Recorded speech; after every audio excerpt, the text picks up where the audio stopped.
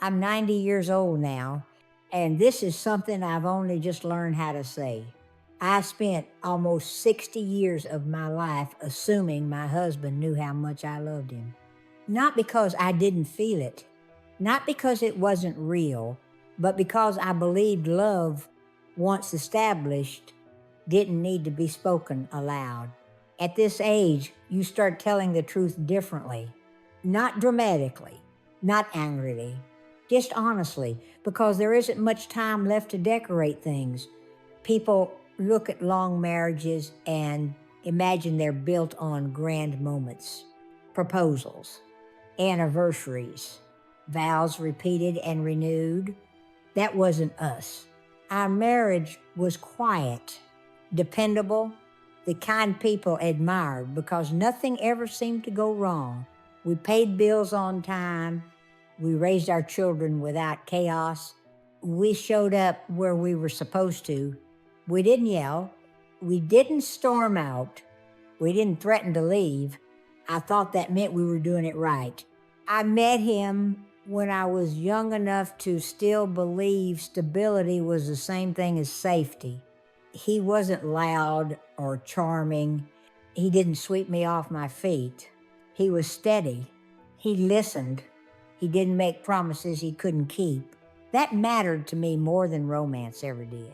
When we married, love felt like something solid, already proven, like a foundation poured once and trusted to hold. I don't remember saying I love you very often after the early years. Not because I didn't feel it, but because it seemed unnecessary, obvious, almost childish to repeat. I showed love in practical ways. I remembered how he took his coffee. I folded his shirts the way he liked. I kept track of appointments and birthdays and little things that made life run smoothly. I thought that was love. I believed words were fragile, that once spoken, they created expectations you had to maintain. And I was very good at maintaining things the way they were. Our life filled up with responsibility, children, work, schedules taped to the refrigerator, conversations became efficient. Who was picking up whom? What needed fixing? What time dinner would be? At night, we sat next to each other. The television filled the space between us. Sometimes our hands touched. Sometimes they didn't. I told myself closeness didn't need conversation. There were moments when he lingered in a doorway, like he wanted to say something. I noticed, and then I stayed busy. There were nights we lay in bed facing opposite directions, both awake. I could feel it, that quiet awareness that something was there, hovering just out of reach. I assumed it would keep waiting. That was my mistake. Assuming time was patient, years moved forward without asking for permission. Children grew up, left, built lives that didn't revolve around us anymore. People told us how lucky we were. How do you make it work for so long? I smiled. I said things like mutual respect and commitment. No one asked if we were still curious about each other, and I didn't volunteer the answer. As we aged, our world became smaller. Not suddenly, gradually. We stopped hosting holidays, let someone else handle the noise. The mess, the effort, we went out less, then not at all. And still, I thought love was intact because nothing had broken. Then his health began to fail, quietly, the way everything important seems to do. Doctor visits, medication lists, carefully folded hospital clothes. I became very capable, efficient, calm. I told myself caring for him was the deepest form of love. And in many ways, it was, but caring is not the same as revealing yourself. In the hospital room, the days blurred together, beeping machines, muted television. that strange light that never quite feels like day or night.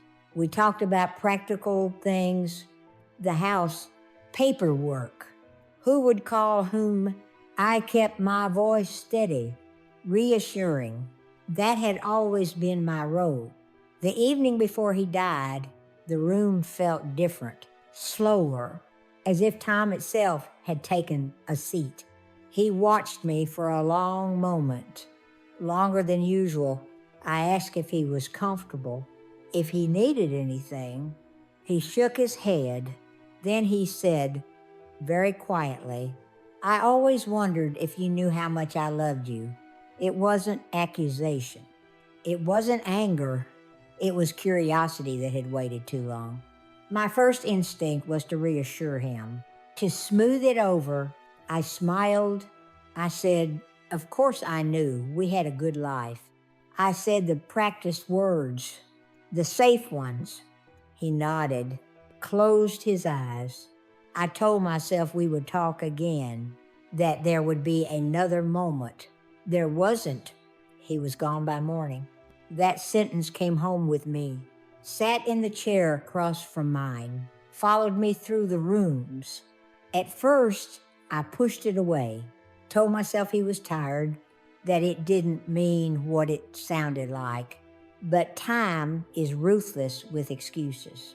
I started replaying things, moments when I chose efficiency over intimacy, silence over vulnerability. I realized something painful and simple. I assumed love didn't need saying, and he assumed the same thing. We both waited for proof the other never thought to give. That's the kind of loss no one warns you about. Not the loss of a person, the loss of shared understanding. I don't blame my younger self. She did what she thought was responsible. She wanted stability. She wanted peace. She didn't know that peace can sometimes be the absence of truth. Now, my days are quiet in a different way. Not busy quiet, empty quiet. I sit in the same chair every morning, the one by the window. I talk to him sometimes, not out loud, just inside my head. I tell him I know now, that I understand how words matter, even when actions are steady.